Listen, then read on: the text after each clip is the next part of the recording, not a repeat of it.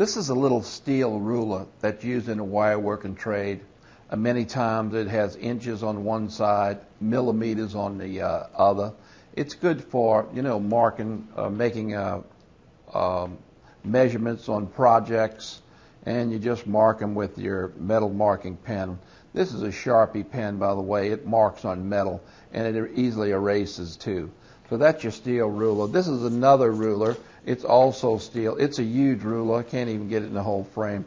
It's about 2.5 feet. I think that this one's 24 inches. And what I do with this ruler, I actually take and I adhere this to the very edge of my bench.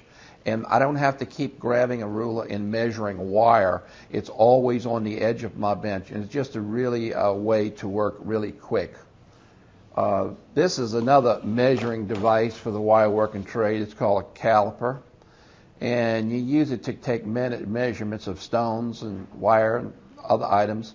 I have a big whopping blue topaz here in my hand, and use your caliper just to measure it. And in here there's a series of numbers. It slides up and down much like a slide rule, and it has the millimeter markings in here, so you can get an exact size for the project you're working on.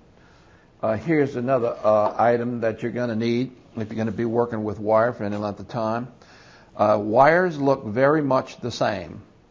21 gauge and 22 gauge to the naked eye looks almost identical. The only way you can be absolutely certain of the gauge that you are using is to run the gauge through the 2 points of a wire gauge. As you can see, this one is round, and it goes from very small wire of .30 all the way up to wire as big as your finger. So this is a neat little tool made out of stainless steel.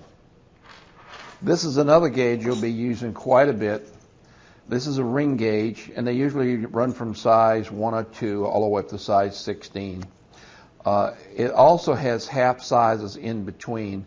So if you see a size with a if you see a size says 8, that's a size 8 finger, and if it says 8 with a slash, that's a size 8.5.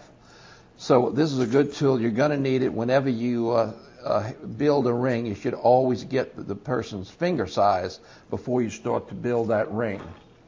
Another gauge, but this one is used to take the ring size. If your customer has a ring on her finger already, she wants a ring built, take that ring, put it on the sizer. This is just made out of plastic.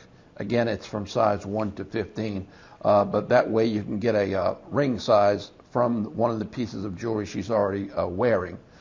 From the left hand to the right hand, usually it's a half a size different, the right hand usually being larger.